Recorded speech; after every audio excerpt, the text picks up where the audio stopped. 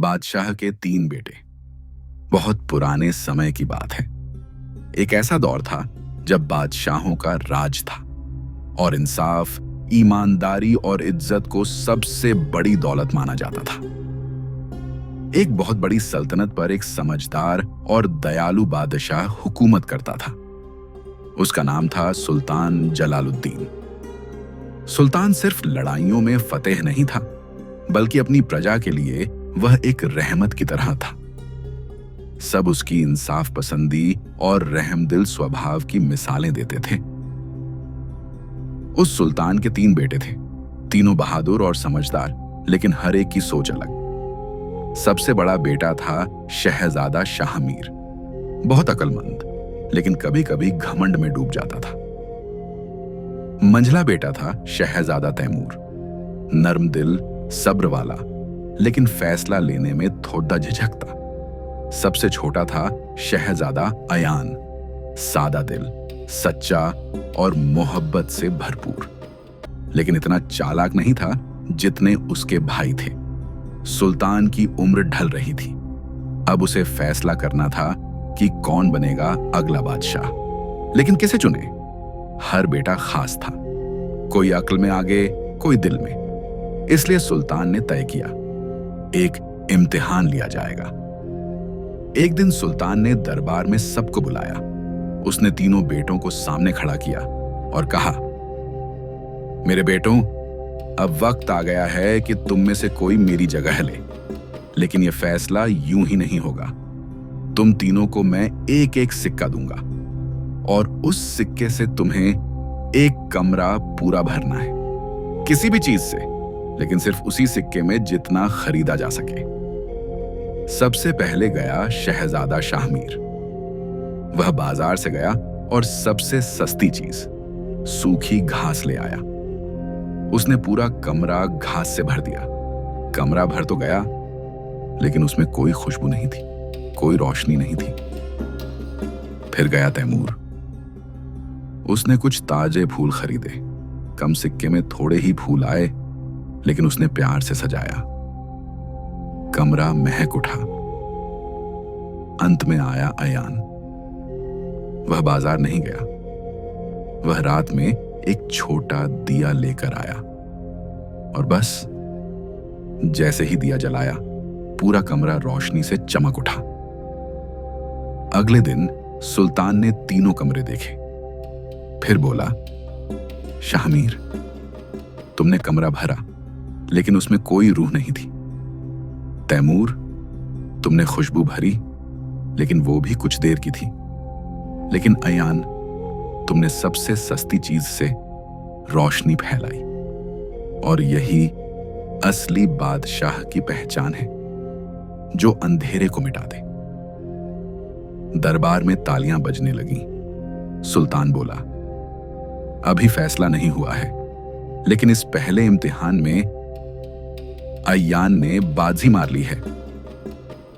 अभी 2 और इम्तिहान बाकी हैं। कुछ दिन बाद सुल्तान ने दूसरी परीक्षा तय की, लेकिन उससे पहले तीनों शहजादों के बीच एक गहरी बहस छिड़ गई। शाहमीर बोला, अगर सिर्फ रोशनी की बात है तो दिया कोई भी जला सकता है। बादशाह को फौज, दौलत और ताकत की जरूरत होती है। तैमूर बोला, नरमी, मोहब्बत और रहम, यही वो चीजें हैं जो रियाया को जोड़ती हैं। सिर्फ ताकत से हुकूमत नहीं चलती। अयान कुछ नहीं बोला। वो जानता था, असली बादशाह वो होता है जो दिलों को जीतता है। एक दिन सुल्तान ने तीनों को बुलाया और कहा, अब तुम्हें 3 दिन के लिए अलग अलग गांवों में भेजा जाएगा। हर गांव में एक समस्या है। तुम्हें 3 दिन में वो मसला हल करना है, फिर लौटकर बताना कि क्या किया। शाहमीर ऐसे गांव गया जहां अकाल पड़ा था। उसने फौज को भेजा, दूसरी जगहों से अनाज मंगाया और सब में बांट दिया। गांव दोबारा बसने लगा, लेकिन लोग डरे हुए थे, क्योंकि सब कुछ जबरदस्ती किया गया था। तैमूर ऐसे गांव गया जहां लोग आपस में झगड़ते थे, उसने बुजुर्गों को इकट्ठा किया, सबको बैठाकर समझाया और सबके बीच एक समझौता कराया। अब कोई एक दूसरे से लड़ाई नहीं करेगा। अय्यान ऐसे गांव पहुंचा जहां एक नदी थी, लेकिन पुल टूट चुका था। लोग नदी के पार फंसे हुए थे। अय्यान ने सबको इकट्ठा किया, खुद भी मजदूरी की और 3 दिन में मिलकर एक अस्थाई पुल बना दिया। तीनों लौटे। सुल्तान ने पूछा, क्या किया तुमने? शाहमीर ने कहा, मैंने अनाज दिलवाया। तैमूर बोला, मैंने झगड़ा खत्म कराया। अय्यान बोला, मैंने उन्हें दिखाया कि वो खुद भी हल निकाल सकते हैं। हमने मिलकर पुल बनाया। सुल्तान चुप रहा, फिर बोला, बादशाह वो नहीं जो सब खुद करे, बल्कि वो जो लोगों को साथ लेकर चले। ताज सिर पर नहीं, दिलों में पहना जाता है। सुल्तान ने तीसरी और आखिरी परीक्षा तय की। तुम्हें एक जगह भेजा जाएगा, खामोश वादी। वहां के लोग बोलते नहीं, हंसते नहीं, किसी से बात नहीं करते। इसका राज्य जानो और हल निकालो। तीनों शहजादे वादी पहुंचे। जगह बेहद खूबसूरत थी, पहाड़, नदी, हरियाली, मगर वहां अजीब सन्नाटा था।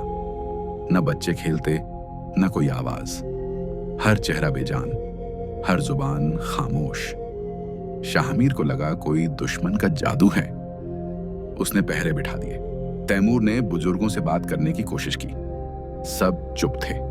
अय्यान ने देखा, एक बच्ची नदी किनारे पत्थर फेंक रही थी। वो चुपचाप उसके पास जा बैठा। बच्ची मुस्कुराई। अय्यान ने पूछा, तुम लोग बोलते क्यों नहीं? बच्ची बोली, कोई हमारी सुनता नहीं, इसलिए हमने बोलना छोड़ दिया। अय्यान ने भाइयों को बुलाया और कहा, इन लोगों को सिर्फ सुना जाना चाहिए। हम सिर्फ सुनेंगे, कोई फैसला नहीं देंगे। एक मैदान में तीनों ने ऐलान किया, जो भी कहना चाहता है कहे, हम सिर्फ सुनेंगे। शुरुआत में वहां पूरी खामोशी थी।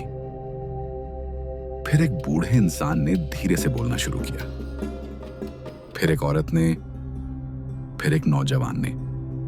सालों से जो दर्द, तकलीफें और नाइंसाफियां दबे हुए थे, वो अब जुबान पर आने लगे। धीरे धीरे वो वादी जीने लगी। बच्चे हंसने लगे, नौजवान खेलने लगे, बुजुर्ग दुआएं देने लगे। 3 दिन बाद वही वादी थी, लेकिन अब उसकी हवा बदल चुकी थी।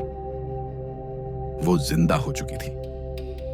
जब तीनों शहजादे दरबार लौटे, सुल्तान जलालुद्दीन की आंखों में आंसू थे। उसने तीनों बेटों को गले लगाया और कहा, आज मुझे फख्र है कि मेरे तीनों बेटे बादशाह बनने लायक हैं। तुमने सिर्फ मसले हल नहीं किए, बल्कि लोगों के दिल जीते, इंसानियत की सेवा की और एक नई मिसाल कायम की। दरबार में सन्नाटा था। हर निगाह सुल्तान पर टिकी थी। लोग सोच रहे थे, अब ताज किसे मिलेगा? सुल्तान ने कहा, मैंने पूरी जिंदगी अपनी रियाया के साथ बिताई है। मैं जानता हूं, हुकूमत सिर्फ ताकत से नहीं चलती, बल्कि मोहब्बत और समझदारी से। इसलिए मैं ताज किसी एक को नहीं दूंगा। मेरी सल्तनत एक है, लेकिन अब उसके 3 स्तंभ होंगे। शाहमीर को सेना और सुरक्षा का जिम्मा मिला, तैमूर को न्याय और इंसाफ का, अय्यान को शिक्षा, सेवा और जनता से संवाद का। सुल्तान ने तीनों को बराबर अधिकार दिए और कहा, तुम तीनों साथ मिलकर सल्तनत चलाओगे, एक दूसरे का सहारा बनोगे और इस हुकूमत को ऐसी मिसाल बनाओगे जो सदियों तक याद रखी जाएगी। और यूं वो कहानी जो एक सिक्के, एक दिए और एक इम्तिहान से शुरू हुई थी, खत्म हुई एकता, सेवा और इंसानियत पर। सल्तनत में अमन और तरक्की फैल गई। लोग खुश थे, सुकून में थे और तीनों शहजादे अपनी जिम्मेदारियां ऐसे निभाते रहे जैसे जिस्म के 3 हिस्से मिलकर एक साथ काम कर रहे हों। सालों बाद जब सुल्तान जलालुद्दीन का इंतकाल हुआ, लोग रोए, मगर उन्हें इत्मीनान था कि अब उनकी सल्तनत ऐसे हाथों में है जो दिल से हुकूमत करना जानते हैं। समाप्त। अगर आपको यह कहानी पसंद आई हो तो चैनल को सब्सक्राइब करें, वीडियो को लाइक और शेयर करना न भूलें। कमेंट में जरूर बताइए आप किस तरह की कहानियां सुनना पसंद करते हैं। अगली कहानी तक अपना और अपने घर वालों का ख्याल रखिए। मिलते हैं एक नए जोश के साथ, सिर्फ कहानियां चैनल पर।